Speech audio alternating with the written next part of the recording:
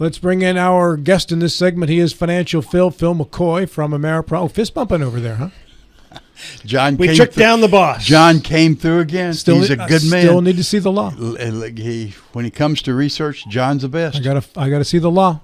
I need to see the law. Phil, good morning to you, sir. Good morning, guys. How are you all? We are well. And yourself? I am living the dream, Rob. Good weekend for Steeler fans without even playing a snap of football, Phil. And I tell you what, it's been a good season so far. We win without even playing.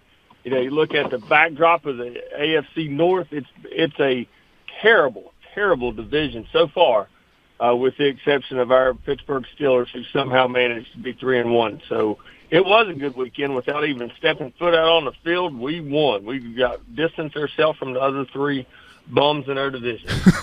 You know, I like Kyler, but what a terrible morning for Dylan to not be here after the Ravens lost 44-10 at home. Yeah.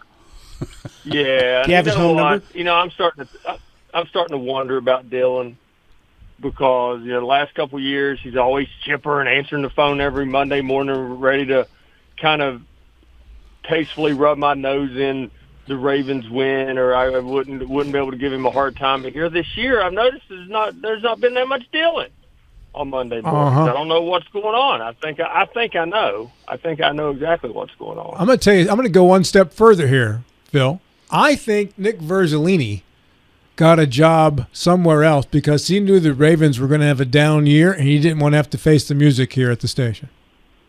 That's what I think. Yeah, it's. I think they're both running from. That's what I'm saying. They're running from the wrath. That's what I'm saying. Running from the wrath. Yeah. See, that's where I'm going with that. I believe this. Hey, no more undefeated teams left in the NFL. We're only in week 5? Yeah, week 5, and you know, if you really wanted to paint a picture, which I don't know that this is an accurate. It is an accurate statement, but it says more than what it should. But the Steelers have the fewest losses in the NFL right now. Yeah, they're tied there with one loss. A handful of teams. Right. Yeah. Philadelphia lost yesterday. Yeah. Who's the other undefeated team that lost yesterday? Buffalo. Buffalo lost to New England. Yeah, last night on a field goal with 15 seconds left, I think it was. And now no more undefeated. I was not awake for that, but I saw it this morning. Yeah, they always make a big deal out of the 72 Dolphins popping champagne corks after the last undefeated team falls. I don't know if they still literally do that or not. I know they used to. New England made it through the regular season once without a loss, but they lost in the Super Bowl to the Giants. So they got through 16. Super Bowl upset in history, I do believe. And your Shepherd Rams got their first win of the year, Phil. Yeah, glad to see my boys keep fighting. You know, it's one thing I think you could always say about Shepherd sports programs, even in down years, they'll keep swinging. You know, I started 2 of my seasons off like this. 1-0-4 my freshman year. We ended up winning the next 6 and won the conference. And my sophomore year, and I'd forgotten about it until someone on Facebook reminded everyone, but we started off 0-5. That was a terrible year. My sophomore year was a terrible year, and but we ended up 3-7. But we started off 0-5. So this, and then the next 2 years we had really, really good seasons. So I think there's better days ahead for our Shepherd Rams football program. Now, do you want to share that helmet story that you told me this morning, or is that off limits? No, I do not want to share that. It's embarrassing. But let's just say that I got a one of many unsportsmanlike conduct penalties, and it didn't end well. So let's just say that. Can I egg you on? Because it's a funny story, Phil. Well, I don't want to remind him. So if he's a regular listener, he's not. I don't want to remind him what his favorite recruit accidentally did during a moment of heated combat that got me in quite a bit of trouble. You're in this deep, Phil. You're in this deep. You might as well go with the story. It was a long time ago. What'd you do, Phil? No, I really. Come on. Come on. All right. This is bad. I don't want anyone thinking less of me of this, but I did get angry. 3rd and goal at Fairmont, and I get an unsportsmanlike penalty call. It was earned. I'll say that. So Coach Cater pulls me out of the game. I was really, really upset, and about halfway off the field, I go to throw my helmet, Lamar Jackson style, throw my helmet, but my helmet ended up hitting our chief in the back, and that wasn't good. Monty Cater, to say the least. So you hit Monty Cater in the back with your helmet. It didn't hit him hard. It was from a distance, so it didn't hit him hard. But you could hear a pin drop on our sideline when I did that. And I think he knew that I didn't mean to do it, because if he thought I meant to do it, I probably would have spent my last day on that football team in that moment. But we ended up scoring without me on the field, probably because I would have gotten another unsportsmanlike penalty. But we ended up scoring somehow. They bailed me out, and he gracefully did not kick me off the team, which he probably should have. But I didn't mean to do that. That was a pure accident. Coach Cater, if you're listening, I had way too much respect and fear of you to throw a football helmet at you. Did he normally turn his back to you, Phil? He didn't talk to me a lot during game day.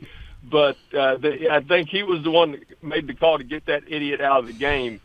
And, I didn't appreciate the call, even though it was earned. The other guy should have gotten something too. But when I was coming off the field, it was just out of anger. And it didn't hit him hard, but it did make contact. Helmet toss. I was really afraid. That should be an Olympic event, the helmet toss, right? Now Phil, it was an accident. Phil shared that story with me this morning off the air at 6:30 when he calls in for the financial report, because I had a running back who he's a young running back, got all upset during the game, came off the field and spiked his helmet on the ground. And I had to explain this isn't something that we do.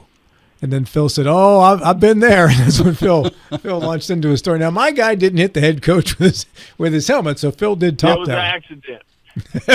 It was a pure. Of course it was. It was an accident, Coach Cater. If you're listening, I promise.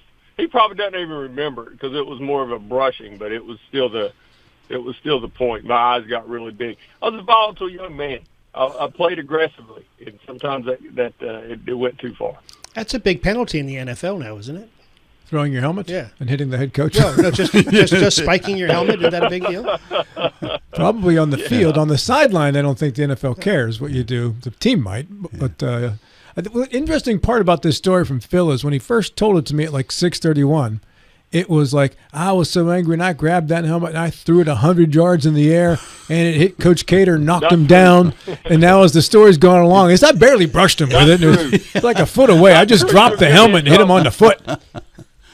You're going to get me in trouble. I still answer to those coaches. I still see them that way. Stop it. A little fun with Phil there. Good stuff. Hey, Phil, market futures are green again this morning and continue to be positive. I am hearing more and more analysts saying, listen, and there was one specifically on CNBC this morning, they had quoted saying, you can't keep having these Empire State Building charts of stocks going straight up. There's going to have to be a reckoning, a correction, and it's going to be a good one, a serious one. Do you subscribe to that yourself, sir? Well, I would this isn't I'm kind of copping out of your question. I always subscribe to that.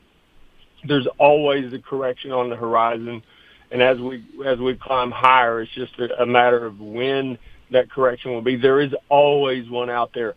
When will it be, and how steep will it be? So I'm in no way am I calling it in the near future. However, you have to look at our backdrop, and it's confusing because I have no answers for this.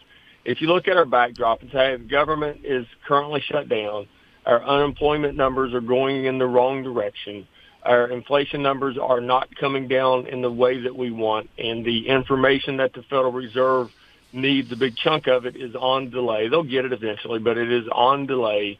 Why do our markets continue to climb to all-time highs? And I don't really have a good answer for that, other than when you go back and look at corporate earnings, companies are still making money, and that is John reminds us all the time that the stock market follows corporate earnings, and they are still making money. Maybe not at the clip that they were, but they are still profitable. And there's a lot of enthusiasm around the artificial intelligence. There's news that has come out this morning that apparently has given us a bump in terms of artificial intelligence. I haven't even had a chance to look at it yet, so I can't really speak on it. But there seems to be almost on a daily basis something from artificial intelligence that saves us from having a negative week, month, quarter, year, whatever it may be.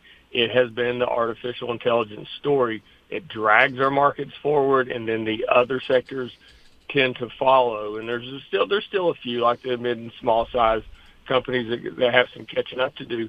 But that has been the story and the headlines now for quite some time. Artificial intelligence, then it will slow down. Other sectors will catch up a little bit. Artificial intelligence takes off again. We start to hear the word frothy. It's frothy at the top, skinny top, all those things.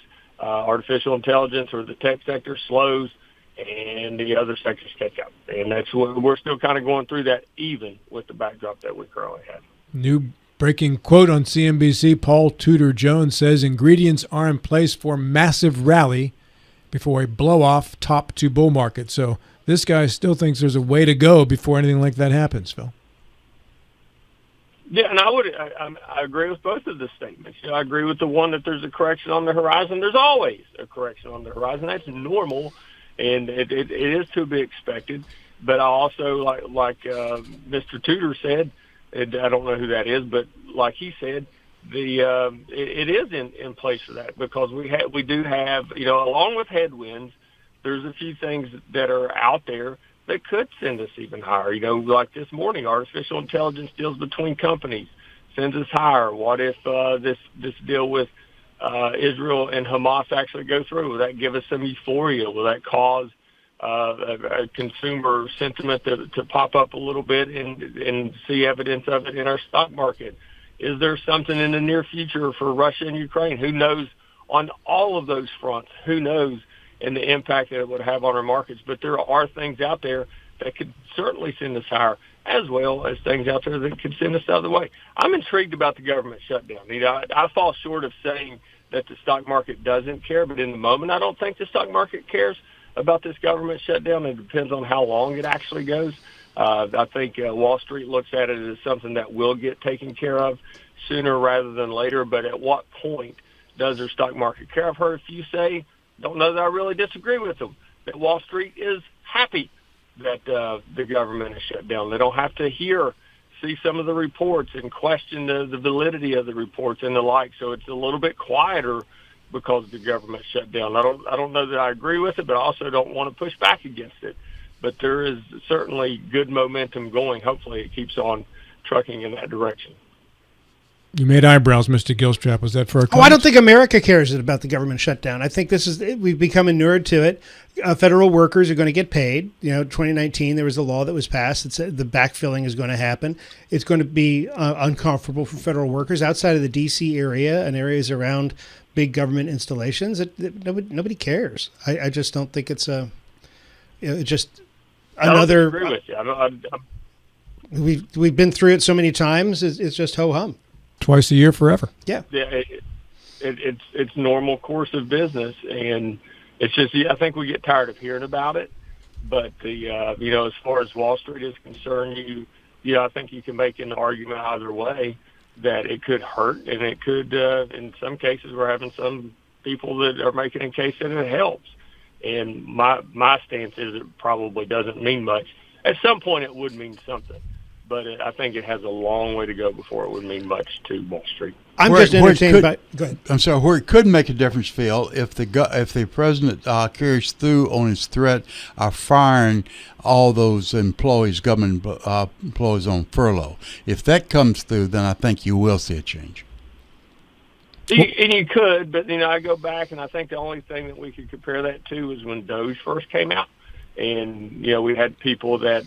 They weren't necessarily fired on the spot, but they were given ultimatums and given choices, and there was a lot of government workers that left, and that didn't have a huge impact on Wall Street. So if that were to happen, is it then going to be that they're going to get their jobs back when the government shutdown is over, and those questions would come about? But, yeah, that would be probably the biggest impact of this government shutdown if they follow through with that. It has interest locally because we do have a lot of federal workers in the Panhandle. A lot of folks who work at a couple different large employers here who deal with not getting a paycheck, and that affects the local economy. But by and large, I think Mr. Gilstrap is correct. if you're not a federal employee or you're not a relative of one, you probably don't really care if they're working or not. There's a lot of government employees around the D.C. area, to be sure. Yeah. However, there's a lot of government employees in Texas, a lot in Florida. Around the country. Around the country as well. So Georgia? You're not going to see big layoffs in Texas and Florida. You're going to see big tech. If they're going to be layoffs, they're going to be in blue states. You're probably right, John. So No, there's no doubt about that. Phil, let's see, we got about 8 minutes to go here. So you alluded to this earlier in that some of the reports are not available, and those reports drive decisions, and the Fed gets those reports to make their decisions based on what the next cycle of interest rate cuts will be. What are some of those reports that we are looking for and would possibly be lacking that would help make the decisions on interest rate cuts or to hold?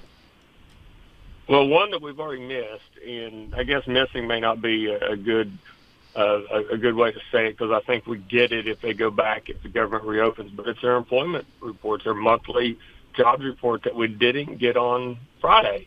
And, this is why we don't try to time markets and anticipate what a piece of news will do, because I would have thought that not getting that would have had a negative impact on our overall markets, and it didn't really. I don't know that it had any impact, quite honestly. To look at Friday, we didn't get that report. We're not going to get it until they go back to work. So, if they're off 30 days, are we going to completely miss a monthly jobs report? And I need to look into this, because I don't know the answer. Maybe John could look it up. He's really good at this. Look it up while we're talking. But the inflation reports, the CPI, the PPI, and the PCE, will we get those? Are those guys working? And so there's the two mandates that the Federal Reserve is looking for, and they've already missed one of them. Now, they got private payrolls, so they've got some sort of idea of what the job market looks like, but not the full picture, because that report was never created. Now, they got private payrolls, but not the big one that we were looking for on Friday. And we also miss weekly jobs report numbers that we get every Thursday. So there's a piece of the equation that they need to have in order to feel confident about the decisions they're making. And if Jerome Powell has told us anything, that he's not going to act quickly. So he certainly, I wouldn't imagine anyway, that they're going to make a rate decision to cut rates or increase, which is it's a very, very, very, very small chance that they would do that. But they're not going to make that decision without the full picture. So what's the Fed going to do? Just sit and wait for information to come that might not be coming for a while? I would, at the next meeting, if the government is not back in, and I would imagine so, but we've got quite a bit of time for that, and I think the assumption is that they will come to some sort of agreement or stop bleeding agreement, if you will, for the next 2 months, 7 weeks, or whatever they've discussed. But my guess would be yes, they make no decision whatsoever. They just leave rates exactly where they are, if they don't have the proper information to make that decision. Phil, there's been a lot of finger pointing, as be expected, of who's responsible and who's going to benefit with the government shutdown. From a pure economic standpoint, do you see that one party has advantage for a talking point over the other party?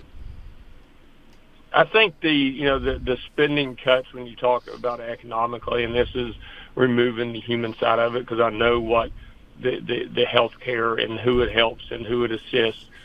So you got, on one hand, you got the Democrats that wants more spending put back in for health care, and then on the other hand, you want the Republicans that want those cuts out. Economically, less spending is better. And I'm not talking about this on the human level. I know there's people out there that could lose health care. There's families that could potentially struggle if it's not put back in place. And, of course, I don't know the details of that. But from an economic standpoint, from a market standpoint, I think they would rather see the less spending from the government moving forward. But, as far as public perception, that goes 50-50. If you're on one side of the aisle, you see it as the other side's fault, and vice versa. I don't know that's ever going to change. But from an economic standpoint, less spending is typically better. Phil, I got a note from A.R. Emmert in our comments section, and it says that he's hearing your favorite coach from Shepherd, Pete Urish, has been voted into the Martinsburg Hall of Fame. Did you know this? He has been voted in. I did know that. I talked to Pete not too long ago. So he should have been there a long time ago, in my opinion.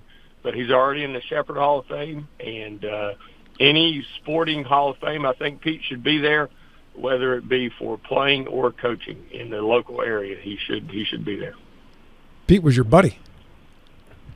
He is my friend. Yes, he is. He was once my nemesis. I hated his guts the first 2.5 years that I was at Shepherd. I wanted to see anyone's face except for his. But he is he's taught me a lot, and so I hold him in high regard. He's the guy that he whipped you in shape as a young buck from the southern end of the state. He whipped us all in shape, and it was relentless. He spared no one. Yeah. Oh, that's cool. Pete's a good guy, man. I used to see him around a little bit. I think I've not seen him probably maybe a year and a half. I think it was the spring of 24. We were doing a clinic, I guess, for kids, inviting small colleges and whatever to come on by and take a look at some rising seniors who didn't have offers yet, and Pete was involved in running one of the stations. I think that's when I snapped a picture of him and sent him to you. Hey, your buddy's here. Yes. Yeah, he hasn't changed much. He's toned it down a little bit since he's had Caleb, but he hasn't changed much. Well, he's a good dude. For sure. Hey, what's next to drive these markets, Phil? What are we waiting for next? Obviously, it's not reports. By the way, are there any private sector reports that the Fed has access to that don't involve government information?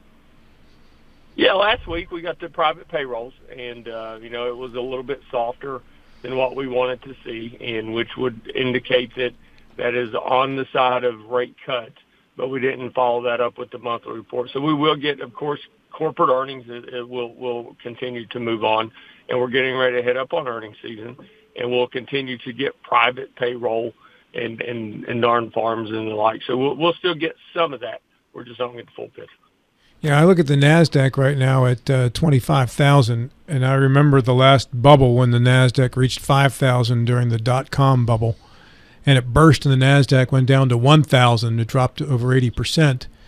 And you look at it now 25 years later or so, and it is at a level 25 times what it sank to, which only emphasizes the fact that time is your ally when you're investing, Phil.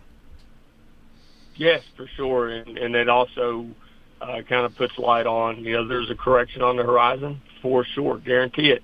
There's a correction on the horizon, and there's a bear market on the horizon. That's part of normal market activity. So saying that statement isn't a headline grabber, it's actual, it's going to happen. We just don't know when, and because we don't know when, we don't try to time these things. How do we reach you for more information today, Phil? You can reach us at 304-263-4343 or stop by and see us with an appointment at 1270 Winchester Avenue, right here in Martinsburg. Thank you, Phil. Have a great day. Thank you, guys. Appreciate it. Thanks, Phil.